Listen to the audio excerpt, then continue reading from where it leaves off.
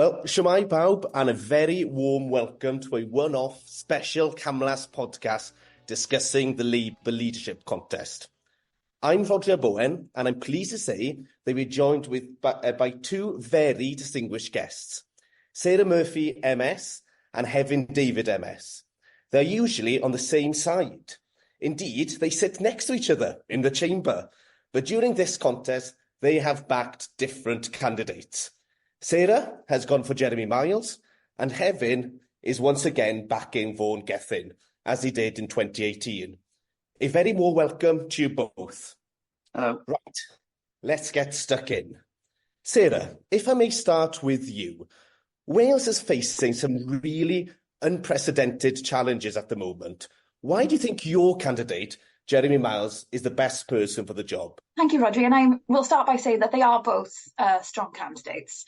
However, I do think that Jeremy has 20 years, a mixture of the 20 years of working in law and commercial roles, internationally, before politics, then combined with his Welsh government experience as well. And I also think then he's got a much more inclusive approach as a potential leader, which I think is important. That's always been my experience when I've been working with him. But I think that fundamentally what we all have to remember here is that whoever wins, we have to win the next Senedd election in 2026.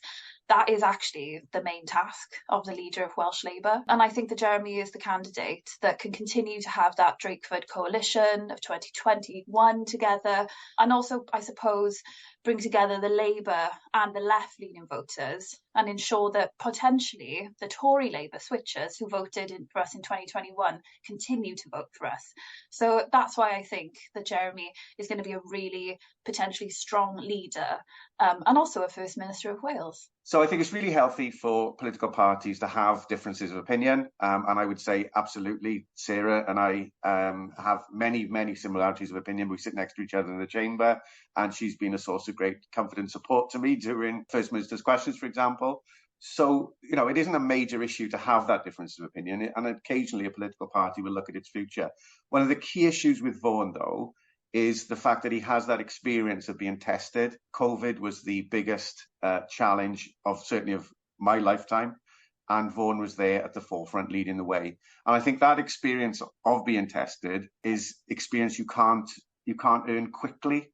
And I think that is a significant factor in Vaughan's bid for the leadership. And I think it's really important that the next First Minister has that political test that he's faced successfully. And the other thing is, there's some policy issues, I think, around education. I think he's got a more rounded systemic view of how we take education forward from schools, further education, higher education. I think on transport, I think his approach to the bus service issue is really significant and important, and the fact that we need someone who's going to be able to successfully build on the bus legislation that's coming in, and the health service, the National Care Service. I think that's, again, a systemic approach that he understands, having been Health Minister. He understands that National Care Service needs to be delivered through a whole system approach, which is a really significant change that I think Vaughan is well equipped to lead. Thank you, Evan. We might come back to some of those policy positions later on in this podcast. But a clear majority of Labour MSs, your colleagues in the Senedd, Hefin, they are backing Jeremy Miles. Is there something that we should be concerned about? No, I don't think so. I'd be more concerned if people weren't willing to take a position. You really do need to have the courage of your convictions and say who you think is best to take us forward. And, there's a very small number of Senedd members. There's 30 Senedd members. So, it's an incredibly small sample size. And you could conceivably see 3 of those members could have gone the other way and backed Vaughan, and then you'd have a different picture. So, I'm not really concerned about that. What I'm really concerned about, though, is that when this election is over, whoever wins, whichever of these good candidates win, we unite and we get back together again and work together in the interests of Wales and our constituents. And I don't want to do anything that would jeopardise that. I'm never going to be criticising Jeremy or his campaign. And I think after the election, what I really want to see is the Labour group getting back together and getting back to work. Thank you. Sarah, by comparison, Vaughan is well ahead of Jeremy when it comes to the backing of Welsh Labour MPs. Would this make it harder then for Jeremy Miles to work with a potential incoming Labour government at Westminster? Before I answer that, I am just going to come back on the very kind words that my colleague Hefin just said about me. And I do want to say, Hefin, sitting next to you, I've learned so much since I've started in the chamber and in committees as well. And you do make it very, very fun, I'd say, as well, this job, which I really appreciate. And also, I really, I reiterate really what Hefin said. If Jeremy were to win, then we would all come back together. We've had to choose between the two. It hasn't been easy. I don't think it's been easy for any of us to have to make that decision. But as you said, Hefin, you have to then have the courage of your conviction and be able to stand behind it by discussing the policy, which is what we're here today, which is what I'm really grateful for the opportunity to do. But when it comes to the MSs and MPs, it's interesting because back in the day, MSs and MPs used to meet much more regularly. They used to go and meet in person, like at least kind of like twice a year. They'd kind of like get everybody into a room somewhere. And then, I got to say, it gives such a boost when we do that. And it really just helps us to kind of like understand the different challenges that we're all facing. We've done it a couple of times since I've been elected, and I've always found that to be so important. It's just that COVID came along, and a lot of those kind of in-person meetings just kind of like fell by the wayside in many ways. Again, Rhodri, I think that a lot of your members, they represent like the UK and different nations and things, and they will tell you that it is all about having that dialogue, that conversation, that networking, that opportunity just to kind of like check in with people and talk to people person to person. What I will say as well is that, from what I've been told, like our Welsh MPs are thrilled with some of the policies, that, Jeremy has enacted, like the free school meals. When they had that vote in Westminster, unfortunately, it got voted down, but not by our Welsh Labour MPs. And they can see that that's hugely benefited all of their residents as well. So even though, on this, there may be more support for Vaughan, I still don't believe that we wouldn't all come back together. And I think as well that, Jeremy is very well liked by people and supported by people who are close to and around Keir Starmer, and he's built really good working relationships there. So I'm absolutely confident that Jeremy would ensure that we would continue to have that really good kind of like working relationship, and probably just as simple as like meeting up with each other more often.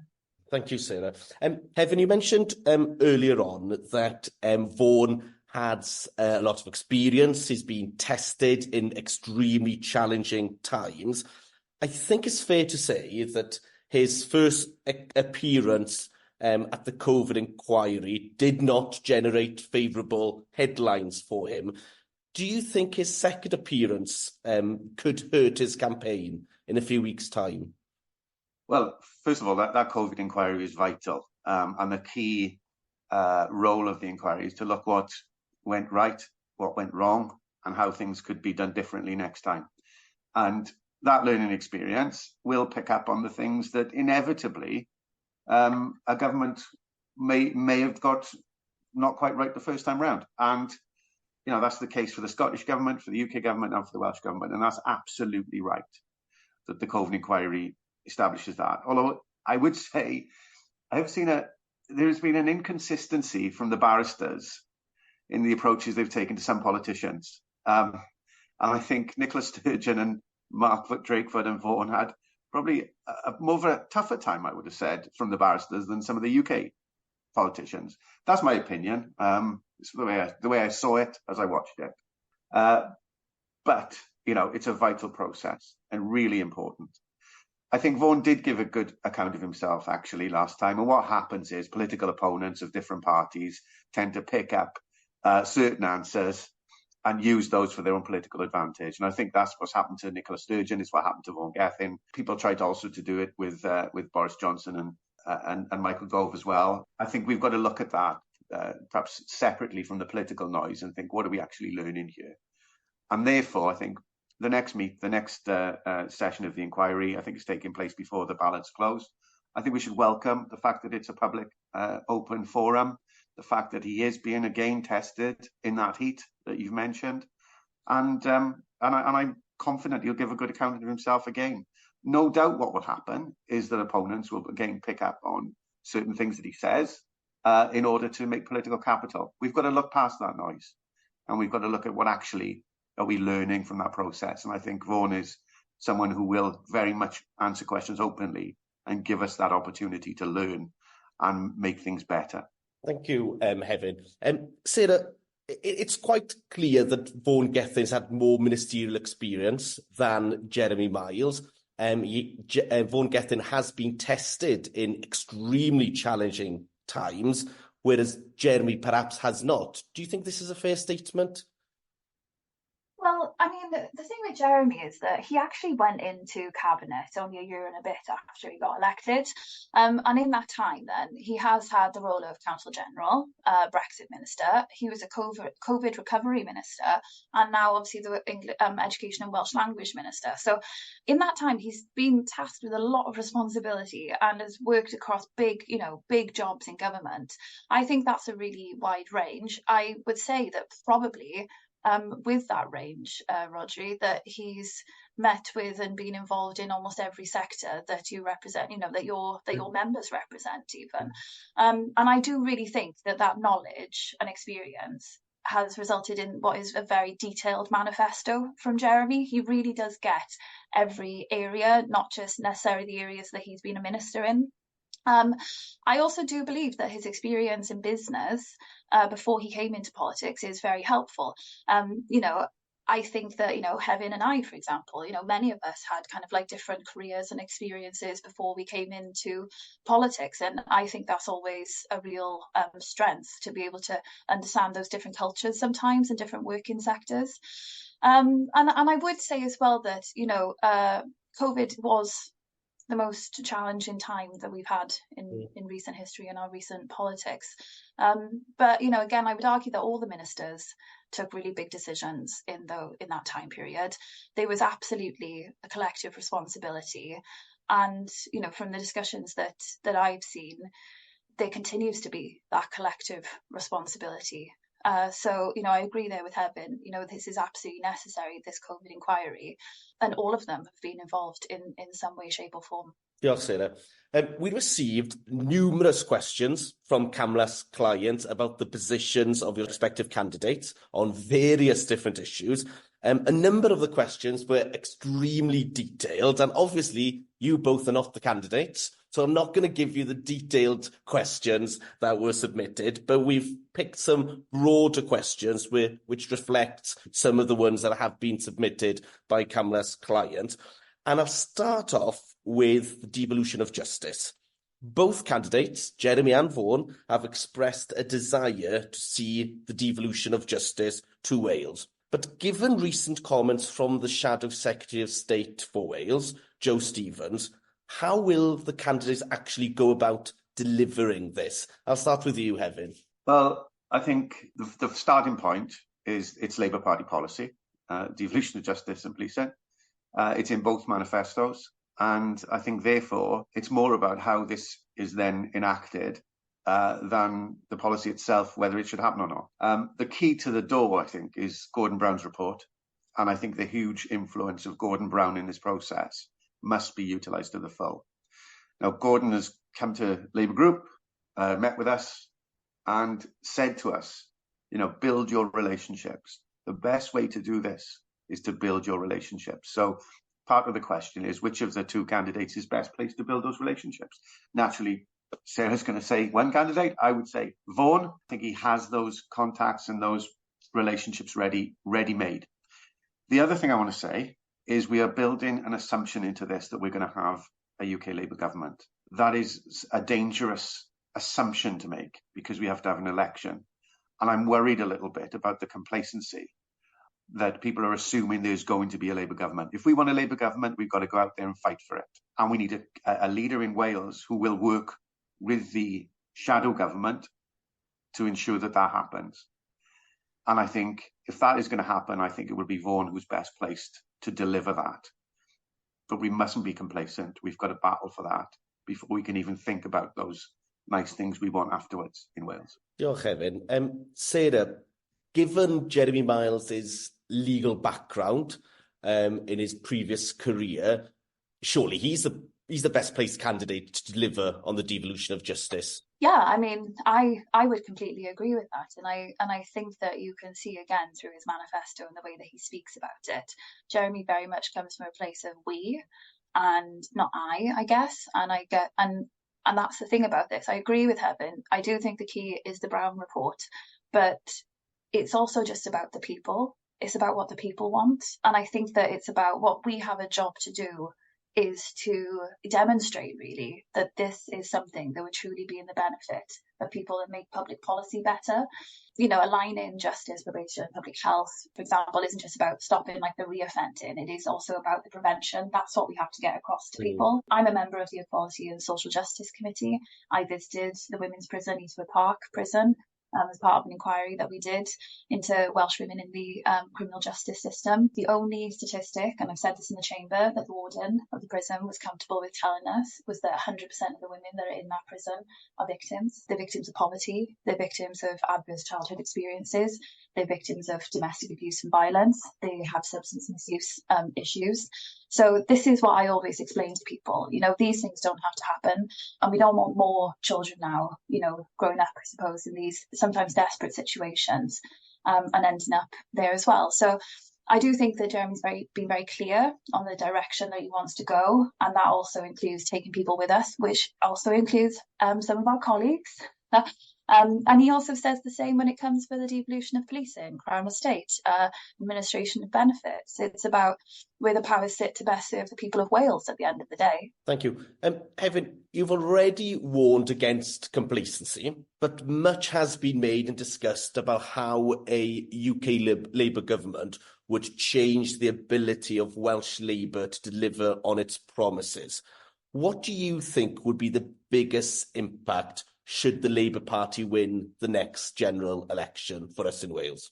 I think we're back to that issue of complacency again, you know, and I think we mustn't assume that it's going to happen. We've got to fight and work for it. Vaughan, as a trade union lawyer, has links across the party and the broad network the party has. But I think from a UK Labour government perspective, it would be, let's say, as we all hope, there is a Labour government. Perhaps I should leave you out of that, Rhodri. Thank you, Evan. There's a difference of ideology will come in, a difference of perspective and starting points. The Conservatives fundamentally are against the role of the state in the provision of services. They want a small state. They want low taxes. They want limited public services that do the bare minimum. That's my strong belief. And everything they do is towards that. I think the difference is a UK Labour government sees the role of the state as supporting and helping those individuals who need that help most, but also providing universal services like healthcare and education in a way that is of a gold standard. And you will see in every decision a UK Labour minister makes, it will be in that direction to provide support through the state. Now, both candidates in this election in Wales see that also as their objective. And I think Vaughan will harness that opportunity in a way that it just hasn't been possible with the Tory government in Westminster. So anything that we will do in Wales will radically change as a result of having that government in Westminster that sees that role, supportive role of the state to help our citizens. And what do you think, Sarah, the biggest impact of a UK Labour government will be on us in Wales? Well, it's the fact that for the first time in a generation, you know, I agree with having us not be complacent, but I also want to be so hopeful that we can have a Labour UK government and a Labour Welsh government. I think I was about 22 years old when we lost the 2010 general election. And so, you know, I hugely benefited, like most of my teen years really, through the quality of education that I had, through going to university. You know, my dad was a teacher, my mum was a social worker, they had good pay, they had good terms and conditions. You know, it's like trying to remind people and also try to, you know, explain to like the younger generations like what it was like and and how much better it was and what it can be like together. Obviously, it was not a utopia. I'm not saying that, but it was so much better than it is now. And you know, the last time as well, and this is what I think is going to be the biggest benefit, is that child poverty fell. Like that's everything. And we actually used to talk about ending child poverty within a generation, but now we've had 40 years of absolute just like everything that Hefin said really, and slash and burn of everything that Labour in Wales and the UK, kind of like put in place. We were making a difference. And I'm also, as I said, I'm on the Equality and Social Justice Committee. We've done inquiries now into like debt, into childcare, into the barriers that people face, into kind of like child poverty. So that has to be about, the economy. That has to be about, fully investing in our public services. And I do think that Jeremy really gets that. And I think again, you can just see through the policies that he's brought in his current ministerial role. Like I said, the free school meals. He's enacted and actually implemented a universal policy. That's like the heart of like what socialism is, and he's brought people with him by doing that and really shown like what a difference that can make when you have a universal policy for like children. And also the increase in the educational maintenance allowance. I can't tell you how many teenagers come up to me and say even that extra like £10 a week just made like a tremendous amount of difference to them being able to stay in education. So yeah, children, child poverty, all of those things. I think that's what I'm so tremendously like hopeful for if we can achieve this at the next election. Rhodri, can I say just two things there? I mean, it's we could see we're the same party because I agree with so much of what Sarah said. The one thing I would say is, and I'm not blaming Jeremy for this, I'm blaming Plaid Cymru, the universal free schools meals policy is not a universal policy because it doesn't cover the school holidays. And I think the policy we had previously to that was a better policy because it made sure that those people most vulnerable were covered 365 days of the year. This policy doesn't do that. And I think that's really disappointing. And it's not Jeremy's fault. It's the fact that the cooperation agreement through Plaid has led to this. And I really think that was kind of government by Twitter rather than a good reasoned government. And I think we'll see a difference in that. And that needs to change under the new First Minister. The other thing I'd say, Sarah said she was 22 in 2010. I was 20 in 1997 when Tony Blair's government was elected for the first time. And I remember relief and optimism at that point. And I remember also in 2001 when that government was re-elected with the same majority, they, for the first time, brought NHS spending up to the European average. It hadn't been there before and it hasn't been there since. And that is what a Labour government does. And that is how that would benefit Wales as well. One of the accusations that have previously been charged at the Labour Party is it was no longer a party of aspiration. Now, following the election of Keir Starmer, that has changed dramatically and is less often mentioned in a UK context. But with the number of Welsh young people going to university hitting a 10-year low, what are both candidates doing to actually truly make Wales an ambitious country? And I'll start with you, Sarah, if I may. Yeah, I think it kind of comes down to, rhetoric and what's happening in reality. And I think that that's why very much like Jeremy is like very focused, as you can see, on outcomes for people. It's as simple as that, really. How have their lives been made better? How is the service that they received like improved their lives?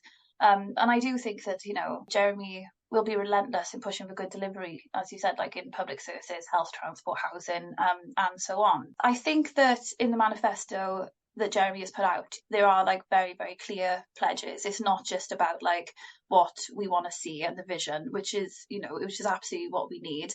And it's not just about challenges, it's also about opportunities. But crucially, there is in there the how that will actually happen, because that's what I sometimes get frustrated about, is that you do feel sometimes like it's just a lot of talk and not the how. And with implementation, you see, you have to set targets and you have to know how you're going to measure those outcomes. I think that that's the main thing. I think we kind of need to get out there now and probably speak a lot more to the public and also to our party, so that the decisions that we make are kind of like very much grounded in the everyday reality of people's lives.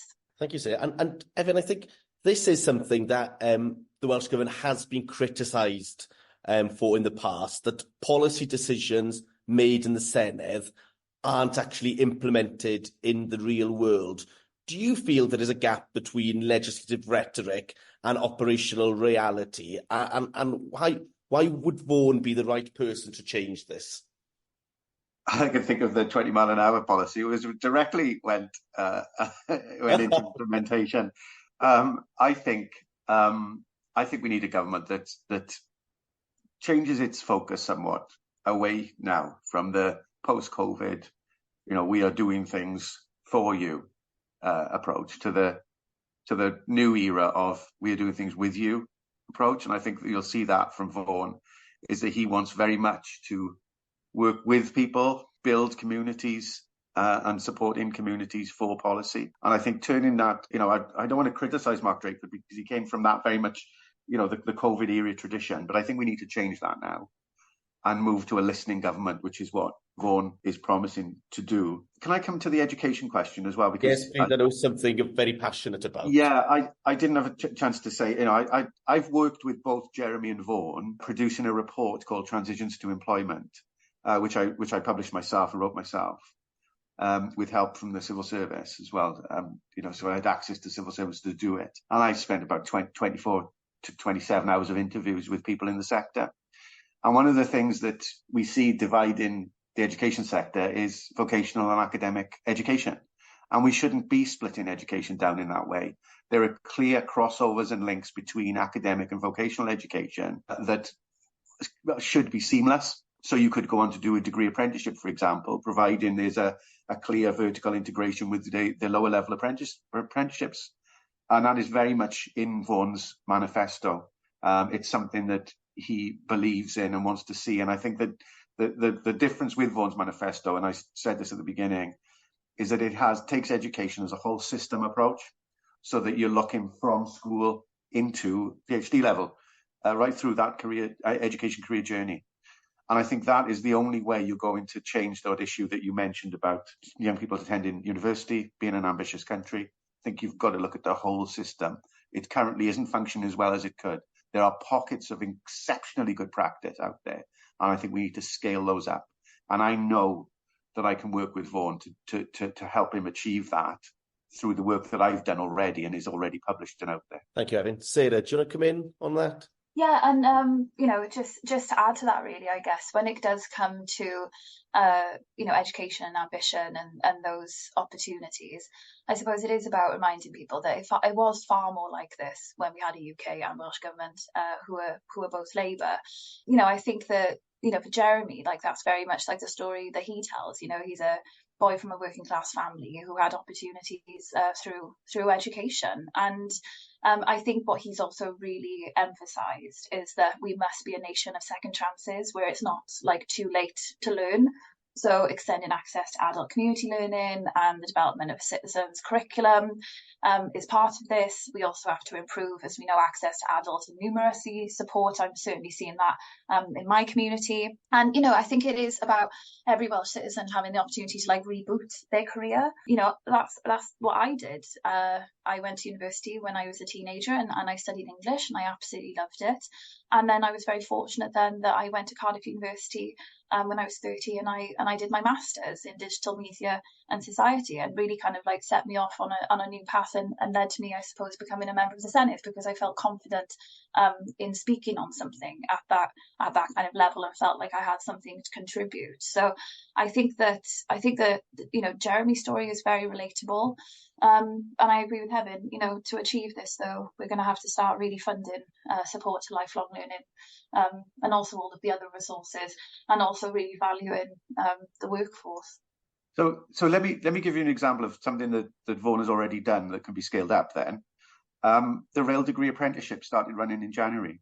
So you've got a rail degree engineering apprenticeship that was set up from Vaughan's office, from Vaughan's ministerial portfolio, that is clearly showing that link between level 2, level 3, 4, 5, 6, and 7 into practice, and seeing Transport for Wales creating a workforce that is Welsh-based and Welsh-educated.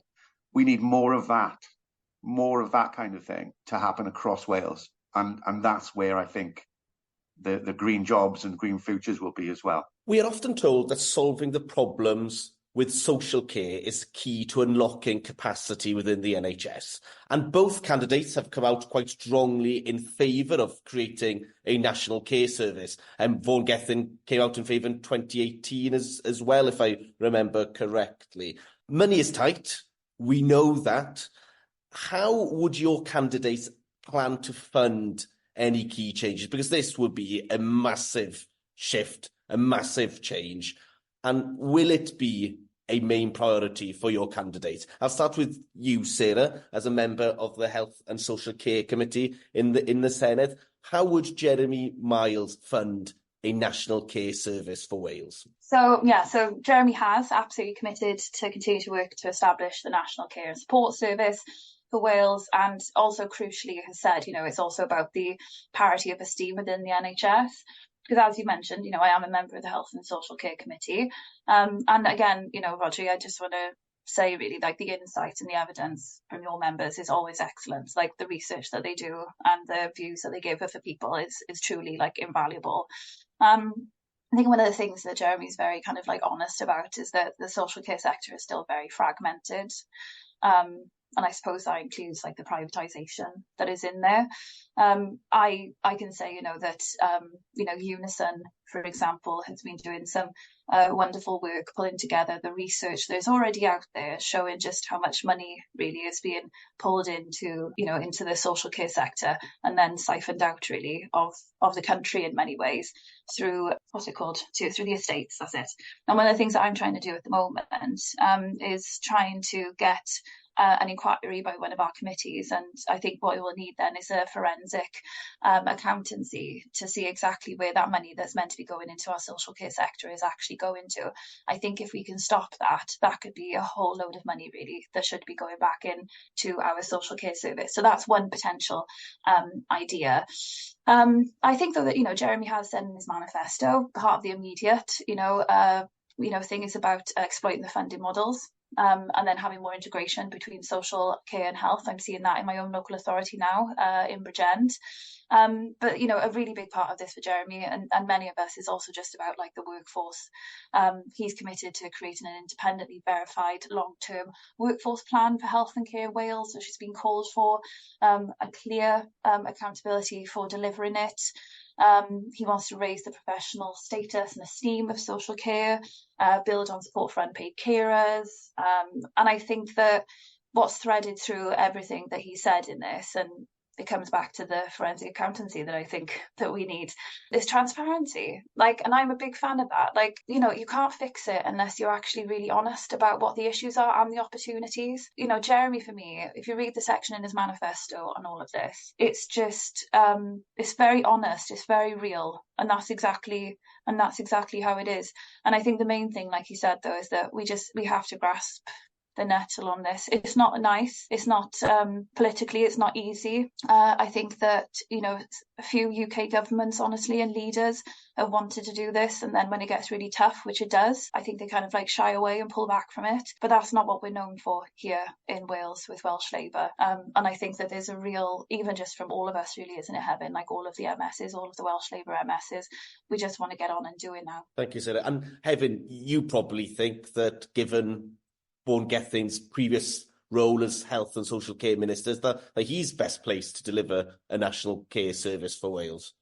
Yes, but what I'd also add is support to Sarah that Unison have done an awful lot of the running on this, and they've working not just with the Welsh government, but the UK government, UK Labour Party as well. Unison have been exceptional in their role. I'm really glad that Unison and Unite and Usdo and the others are back in Vaughan, because he will need those relationships to build a national care service, and Unison particularly will be important in that role. Jeremy, Vaughan, Sarah, myself addressed the Unison Labour Link conference. I think you were there, Sarah, as well. We didn't see each other, but I saw it on Twitter. You'd been there a week last Saturday.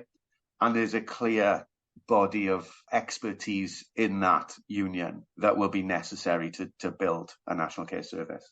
Two things I'd say. First of all, I absolutely agree with the estates issue. There's multinational conglomerates are taking over our capital, our buildings in the UK, leaving the country. I think we need publicly owned social care capital. We need publicly owned buildings that are not being taken out of the UK, British owned. And also the fact that funding will need to be seriously discussed. I think at this point in time, with the tax take and tax burden being so high, it is incredibly difficult to go into any election saying that taxes need to rise. And I don't think that will be a policy now. It's not going to happen. But in future, we do need to say, if we're going to have a world-class national care service, we've got to be able to fund it. And we need an honest conversation at some point in the future about what that means. So Jerry Holtham, the economist, has done some work for the Welsh Government about how that might happen. I do think Mark Drakeford's government might have missed an opportunity earlier on to have done that. But I think that is something now that is not possible to be done now, but needs to be discussed in the future. So there are opportunities to build this National Care Service. But before you do that, you've got to get a UK Labour government and you've got to get things right economically across the board. And that is a huge challenge first. So I think Sarah and I would agree that both our candidates have the ambition to create a National Care Service. And I'll just finish where you started, Rhodri. I do think that Vaughan has the necessary experience, expertise and relationships with the trade unions to achieve it. Thank you, Hefin. I don't know about you two, but my social media feeds was bombarded by Labour members over the weekend announcing that they'd already cast the vote for the respective candidate. Quite clear that voting has commenced. Voting will close on the 14th of March and the new leader will be announced on the 16th of March.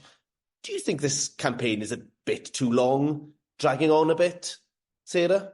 Well, to be honest, it's shorter than we've previously had. In all honesty, no. Only because we are a movement as much as we are the Welsh Labour Party, and so in order for the way that we do it, with each of the constituency Labour parties having enough time to discuss it and nominate, as well as then trade unions, other affiliates, the Cooperative Party.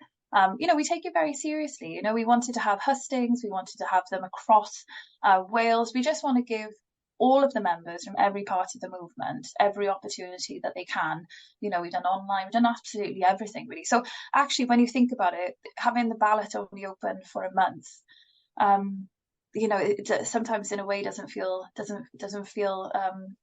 that long. It doesn't feel that long. That's quite a small part of it all, really. So no, although I can understand that it must be doing other people's head in. If you're outside of all of this, it is a lot, isn't it? It's very intense.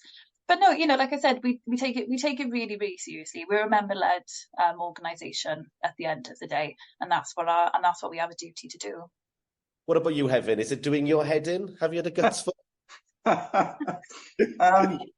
There's two answers to that. There's a personal answer, but there's also to support Sarah in saying that we've got to have a proper debate.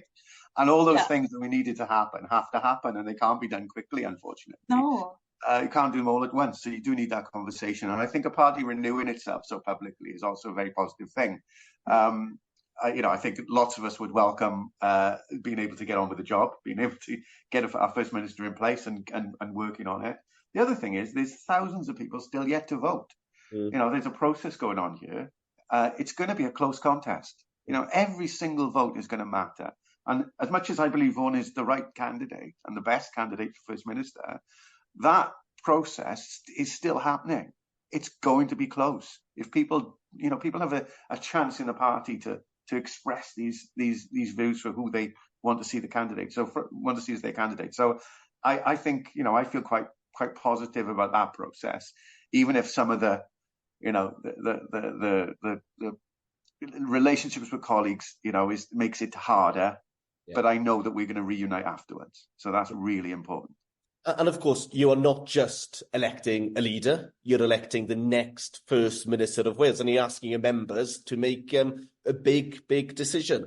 Of course, the First Minister in turn then will appoint his cabinet. And a last cheeky question from me. Have you had any discussions with your preferred candidate about a job in government? And what would be your ideal job in government? Sarah, you're shaking your head. Have you had any discussions with Jeremy? No, I haven't had any. I'm starting to believe that this being offered jobs and stuff is a big myth, because obviously this is my first time doing this. And I'll be honest, I haven't heard any. And I'd say, but I haven't heard any kind of discussions like that from anybody or either candidate, honestly. In terms of, and again, I will say, other than the leader, you've got 29, they'll have 29 people in our group to choose from, who all have like a wealth of different experience and ideas and kind of passion to bring to it. So, you know, they're gonna have really good people, both of them, you know, regardless who gets in, to choose from, to have in the government with them. I honestly haven't thought about which role I would like. This is going to sound like I'm being such a suck up, and I'm really not. But I do think it's because I've been on quite a few of the different committees and done lots of different areas, and I would just do whatever I was asked to do, honestly, and get on with it, you know. Well done. Thank you, Sarah. What about you, Hefin? Have you had any discussions with Vaughan Gething? I was tempted to answer this question flippantly, but actually, no, I'm going to take it seriously and answer it with the seriousness it deserves. At the very beginning of the campaign, our very first campaign meeting with all the Senedd members, Vaughan explicitly said, listen, I'm not going to be offering anyone any roles post-election. We need to be focused on winning this leadership election and what we want to do, not what we want to be after the election. So I can say to you categorically, Rhodri, absolutely categorically, no one in Vaughan's campaign has been offered anything after the election. What we're focusing on is this very close election, winning it, and that's the end of it. Now, regarding myself, you know, I wanted, again, to echo what Sarah said. As a Senedd member, you want to make the biggest contribution you can to your community and to your country, and I've been able to do that under Mark Drakeford with my education report, and I will seek out any opportunity I can to continue to make those kinds of contributions, because all I want to do is my job in making things better. When it comes to specific roles, though, I'll just come back to that. You know, it's not about what we want to be, it's about what we can do, and that's what we need to be focused on. Thank you, Hefin, and thank you, Sarah. Time's flown by this afternoon, and we have come to the end of the session. I'd really like to thank you both for sharing your reflections of the campaign and some really interesting, insightful information that you've shared with us today. Sarah, Hefin, diolch yn fawr iawn to you both for taking the time to join us today. Thank you to Matt Hexter for his technical support in delivering this podcast.